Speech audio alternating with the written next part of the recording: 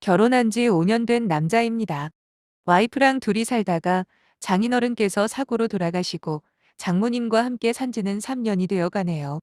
갑작스런 사고로 남편을 잃고 멍한 눈으로 지내는 장모님의 모습을 보며 와이프는 장모님과 함께 살자고 저에게 졸랐습니다.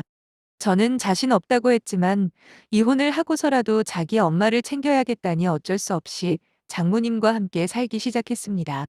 지금 생각해보면 잘한 것 같네요. 와이프는 소위 말하는 커리어 우먼입니다. 회사에서 인정받고 연봉도 높은 만큼 야근도 많고 직업상 출장도 잦은 편이죠. 출장을 갈 때는 짧게는 2박 3일, 길게는 한 달도 갑니다.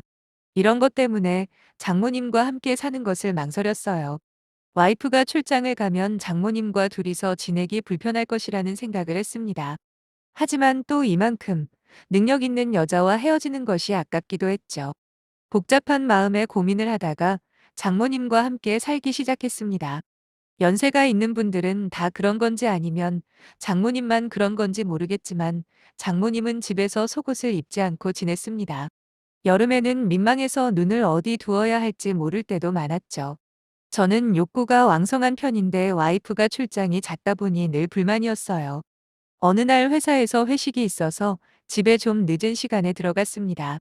그때 와이프는 출장 중이었기 때문에 집에 혼자 계실 장모님을 위해 집 근처 빵집에서 장모님이 좋아하시는 빵을 사가지고 들어갔죠. 집에 들어가서 화장실로 직행하려고 했지만 화장실에서 장모님이 씻고 계셔서 저는 소파에 앉아서 기다릴 수밖에 없었습니다. 술기운에 소파에 널브러져 기다리고 있는데 장모님은 씻던 그대로 나오셨어요. 아마도 제가 귀가 전이라 생각해서 그랬나 봐요. 저는 장모님을 보고 곧바로 눈을 돌렸고 장모님은 당황해서 후다닥 다시 화장실로 들어갔습니다. 한동안 나오지 않고 있던 장모님은 화장실에 옷을 안 가져왔으니 잠시 방에 들어가 있으라고 했어요. 그래서 알겠다고 하고 방으로 들어갔다가 다시 거실로 나갔습니다. 화장실에서 나오던 장모님은 당황하더니 그 자리에 쪼그리고 앉아버리더라고요. 저는 이성을 잃고 말았습니다. 장모님은 은근 즐기더라고요. 장서방, 이러면 안 돼 하는 이런 말을 중간중간 했지만 장모님의 행동은 말과 정반대였습니다. 일을 치르고 저는 장모님을 바라보았습니다. 장모님은 계속 저를 놀란 눈으로 쳐다보았는데 그 눈빛은 참 순수해 보였습니다. 장모님은 제 등을 쓸어내리며 숨 고르기를 하고 있었는데 고개는 돌린 채로 멍한 눈빛이었습니다. 다른 여자랑 바람 나는 것보다는 낫지 않냐고 했더니 장모님은 말없이 제 등을 쓸어내리기만 했어요. 저는 옷을 챙겨서 밖으로 나간 다음 모텔에서 며칠간 출퇴근하며 지냈습니다. 내가 무슨 짓을 한 건가? 하는 후회가 몰려왔고 나는 이제 어떻게 되는 거지? 하는 질문을 스스로에게 하면서 며칠 후에 집에 들어갔더니 장모님은 거실에서 TV를 보고 계셨고 저는 고개를 푹 숙이고 들어갔어요. 장모님은 한숨을 쉬더니 무표정으로 TV를 보고 계셨습니다. 뭐라 말을 해야 할지 몰라 허둥대고 있는데 장모님은 씻고 오라고 하더군요. 말없이 화장실에 가서 씻고 와서 저는 장모님에게 죄송하다고 했어요. 죄송하다는 말로 될 일이 아닌 것은 알았지만 일단 사과는 해야겠다고 생각해서 그렇게 말했습니다. 장모님은 저보고 가까이 오라고 손짓을 하시더군요. 그래서 뺨이라도 한 대 맞겠구나 하는 생각으로 입 꽉 다물고 장모님 곁으로 갔습니다. 장모님은 자네가 무슨 짓을 한 건지 아는가? 이렇게 물으셨는데 저는 입이 10개라도 할 말이 없었죠. 대답을 못하고 있으니 장모님은 놀라운 말씀을 하셨습니다. 약속을 하나 하자고 하시더군요. 그날 있었던 일은 모두 있고 없었던 일로 하자는 것이었습니다. 남편을 잃고 마음 둘 곳 없는 나와 함께 살아준 사위인이 넘어가겠다고 하셨습니다. 대신 꼭 비밀로 해야 한다고 하셨어요. 저는 감사하다는 말씀밖에는 드릴 말씀이 없었습니다. 장모님은 저를 이해한다고 하셨어요. 혈기왕성한 나이에 마누라가 집에 있는 날이 별로 없으니 얼마나 힘들었겠냐고 이해는 한다고 하셨습니다. 그럼 그렇다고 말을 해야지 그렇게 행동부터 하면 내가 얼마나 놀라겠냐고 하시고는 어쩔 수 없다는 듯이 말하더군요. 다른 여자랑 바람 나는 것보다는 낫지 않겠어? 내 딸 두고 그럼 안 돼. 김서방, 내 딸 눈에 눈물 나게 하지 말아줘. 무슨 뜻인지 몰라서 어리둥절해 있는 저에게 장모님은 내가 안 해주면 내 딸 두고 다른 여자 만날 거 아니야? 이러면서 한숨을 쉬셨어요. 장모님은 눈에 눈물이 고여 있는 것 같았습니다. 저는 장모님의 손을 잡고 방으로 들어가서 또 회포를 풀었네요. 며칠 후에 와이프가 출장에서 돌아왔는데 많이 피곤한 표정이었습니다. 와이프는 오후에 집에 와서 낮잠을 자다가 퇴근한 저를 맞아주었어요. 함께 저녁을 먹고 자려고 하는데 와이프는 피곤하다고 저에게 말을 했습니다. 자기 건드리지 말라는 뜻으로 알고 그냥 잤죠. 평소 같았으면 제가 짜증이 났을 테지만 그날은 와이프가 그냥 자겠다는 말을 해도 덤덤했습니다. 장모님 덕분에 불만스러울 일이 없었거든요. 장모님은 나름의 룰을 정했어요. 와이프가 출장을 갔을 때만 허락하겠다 했습니다. 와이프는 야근도 많고 늘 피로를 달고 사는 사람이라서 출장 기간이 아니라도 저와 부부관계를 자주 하는 편은 아니었는데 말이죠. 저는 와이프가 출장이 잡혔다는 말만 기다리며 살았습니다. 와이프가 출장을 가면 장모님이 허락을 해주니까요. 장모님은 항상 수동적이었고 눈을 질끈 감고 한숨만 쉬었는데 언젠가부터는 한숨 소리에 앓는 소리가 섞여 나오기 시작하더군요. 그리고 애타게 저를 부르기도 했습니다. 언젠가 한번 이때만이라도 나를 김서방이라 부르지 말고 이름을 불러달라고 했더니 저를 민성 씨라고 애타게 부르더라고요. 제 이름을 부른 장모님은 두 손으로 얼굴을 감싸고 계속 제 이름을 불렀습니다. 언젠가부터 장모님은 와이프가 야근을 하는 날에도 허락을 해주기 시작했어요. 수동적이었던 장모님은 점점 능동적이 되었습니다. 6개월 정도 후에 장모님이 저에게 고맙다고 하더군요. 제 덕분에 자기도 여자가 된 기분이라고 장인어른을 그렇게 보내고 마음 둘 곳이 없어서 삶을 놓아버리려고 했을 때 저와 그런 일이 있었고 그 일 때문에 삶의 의지가 생겼다고 하셨습니다. 이제는 죄책감도 갖지 않을 것이고 제가 원할 때는 언제든 준비가 되어 있을 테니 마음대로 하다가 때가 되면 버려지겠다고 하셨어요. 장모님의 말에 저는 장모님과 함께 한참을 울었습니다. 내가 순간을 못 참아서 이렇게 된 것인가 하는 자책도 했지만 장모님은 절대 자책하지 말라고 하더라고요. 이렇게 된 것은 운명이라 생각하라고 하시며 자네가 날 살렸으니 자네 마음대로 해도 된다고 하셨습니다. 장모님과 이렇게 지낸 지도 꽤 시간이 지났네요. 장모님은 저에게 애교도 부리고 장난도 잘 받아줍니다. 와이프가 있을 때도 가끔 장모님과 장난을 치곤 하는데 와이프는 저를 사랑스런 눈빛으로 쳐다봐요. 자기 엄마에게 잘해줘서 고맙다고 하며 자기가 시댁에 더 잘할 것이라고 합니다.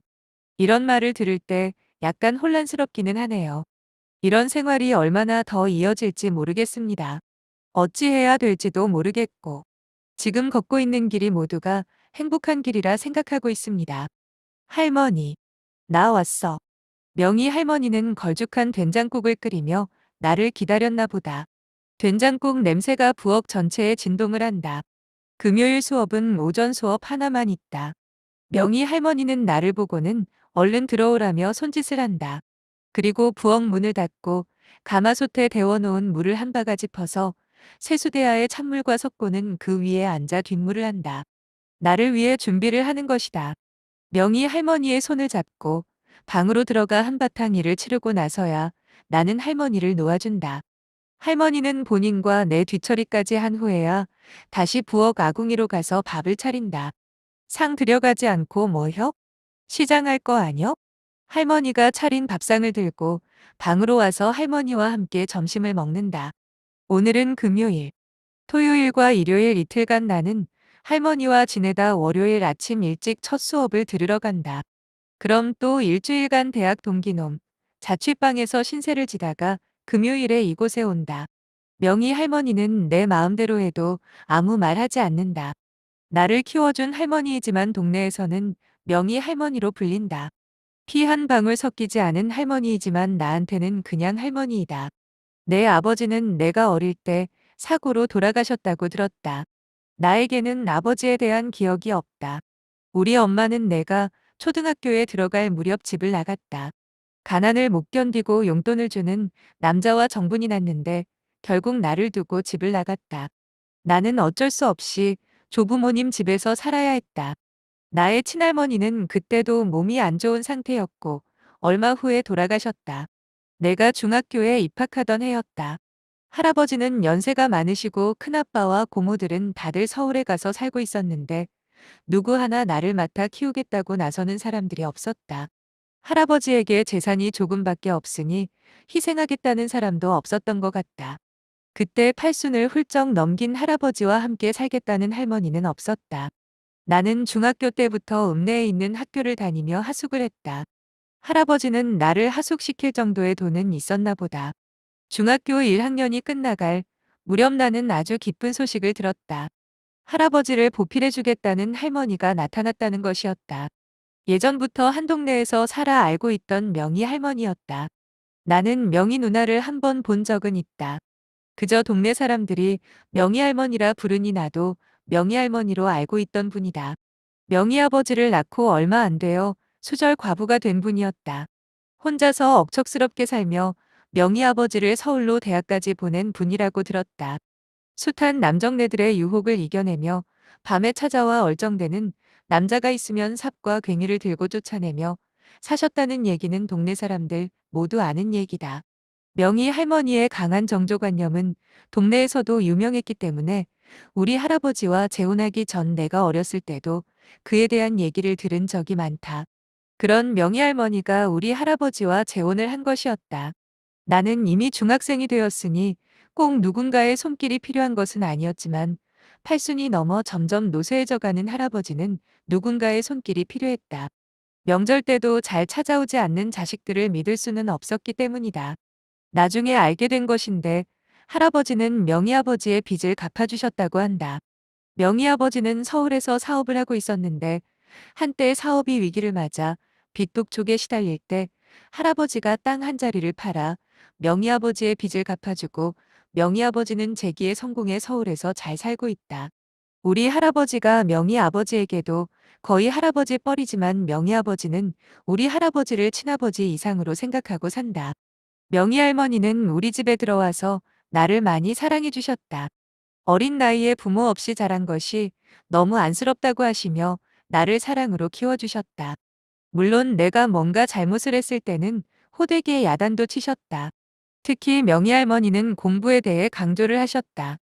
할머니 덕분에 나는 공부를 잘하게 되어 서울로 대학을 갈 수 있었지만 집에서 가까운 국립대학으로 진학을 하였다.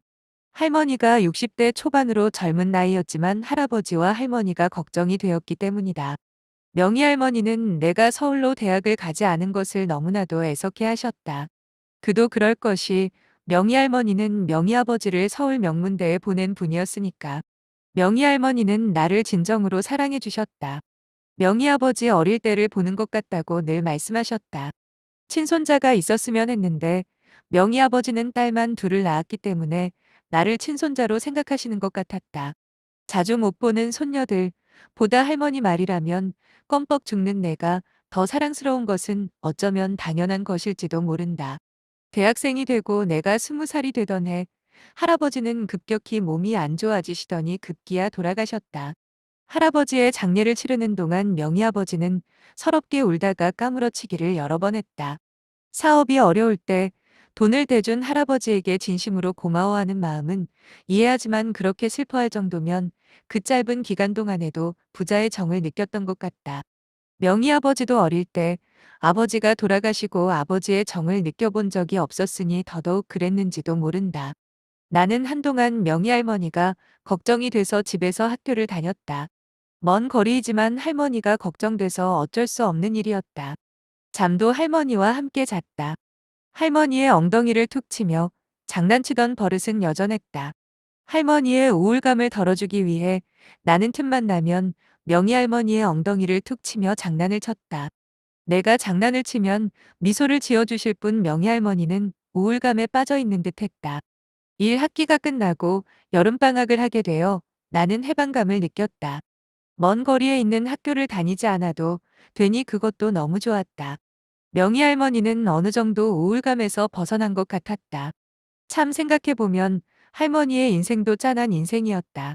남편을 여의고 젊은 시절을 수절과부로 살다가 20살이 넘게 차이 나는 할아버지에게 재가를 해서 부부관계는커녕 동침을 한 적도 몇 번 없었으니 말이다. 어느 날 할머니는 여느 때와 마찬가지로 부엌에서 씻고 계셨다. 나는 할머니가 목욕탕을 가지 않고 집에서 때를 민다는 사실을 알고 있었는데 보통의 할머니들처럼 읍내에 있는 목욕탕을 안 가는 이유는 알지 못했다. 여름날에 삼시 세끼를 아궁이에 불을 지펴 차려냈으니 온 몸이 땀으로 범벅이 되어 살았을 것이다.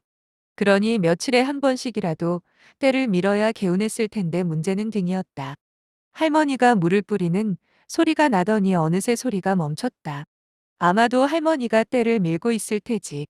나는 방에서 부엌으로 통하는 문을 열고 명희할머니에게 말했다. 할머니, 등 밀어줘? 당황한 기색을 보이며 할머니는 말끝을 흐릴 뿐이었다. 손자가 할머니 등도 못 밀어주나? 하며 나는 부엌으로 가서 떼수건을 집어들었다. 할머니는 등을 돌린 채 말없이 앉은 뱅이 의자에 쪼그리고 앉아 있었다. 나는 할머니 등을 성의껏 밀어드렸는데 생각보다 때가 많이 나왔다. 그도 그럴 것이 할머니는 밭에도 나가고 아궁이에 불을 지펴 음식을 하기도 하니 한여름에 때가 쌓이고 쌓이는 나날을 보냈을 것이다. 할머니, 때가 많이 나오는디?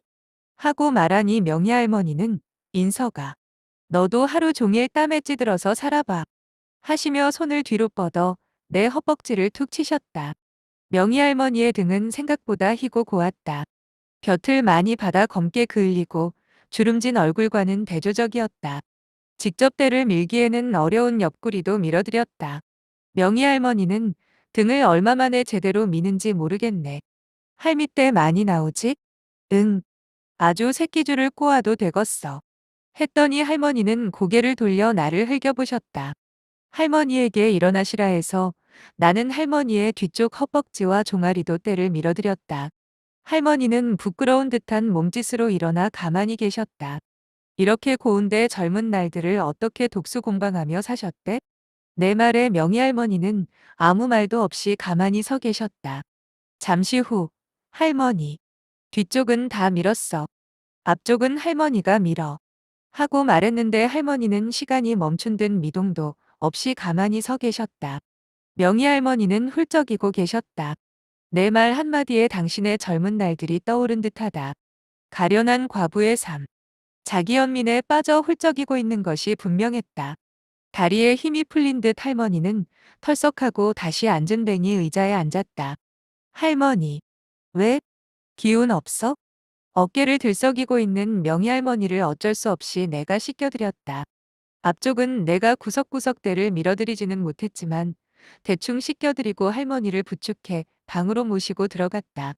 명희 할머니는 자기 연민에 빠져 옷을 입을 생각도 하지 않고 이부자리에 누워 있었기 때문에 나는 좀 민망해서 얇은 이불을 덮어드렸다.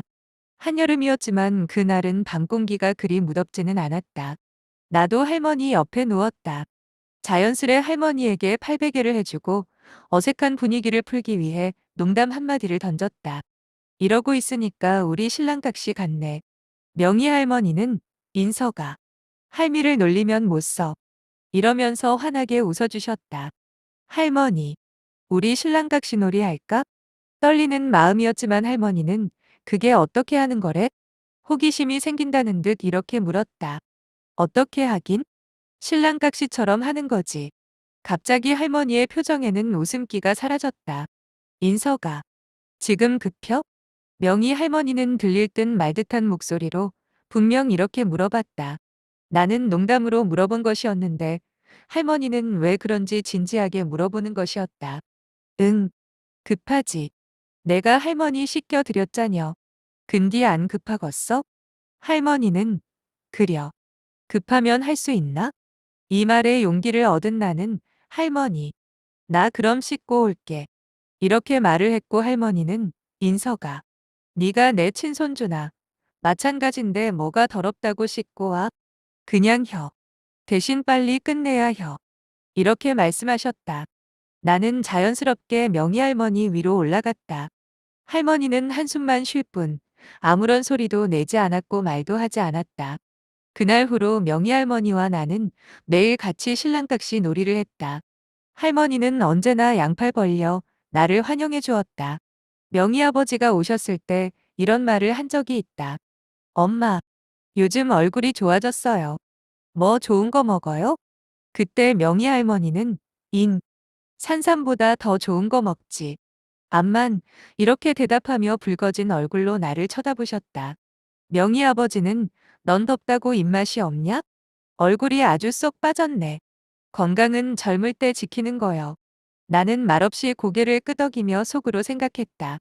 내가 명희 아버지 당신 새아버진디? 명희 할머니와의 관계는 계속되었다.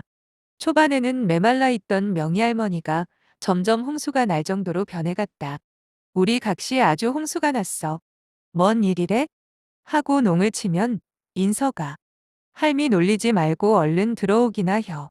할미도 급혀. 이렇게 나를 환영해 주셨다. 이제 막 성인이 된 피 끓는 나를 명희 할머니는 한 번도 마다하지 않으셨다. 언제나 두 팔 벌려 환영해 주었다. 이런 할머니가 어떻게 30년 넘게 수절과부로 살았는지 모르겠다. 생각해보면 남편을 잃고 나서 한 번 다른 남자에게 눈을 돌리면 걷잡을 수 없을 것 같아 남자는 쳐다도 보지 않고 살았던 것 같기도 하다. 사춘기에 접어들 때 우리 집에 들어와 나를 사랑으로 감싸주신 할머니는 나의 모든 것을 감싸주시고 있다. 나는 그런 할머니가 너무 좋다.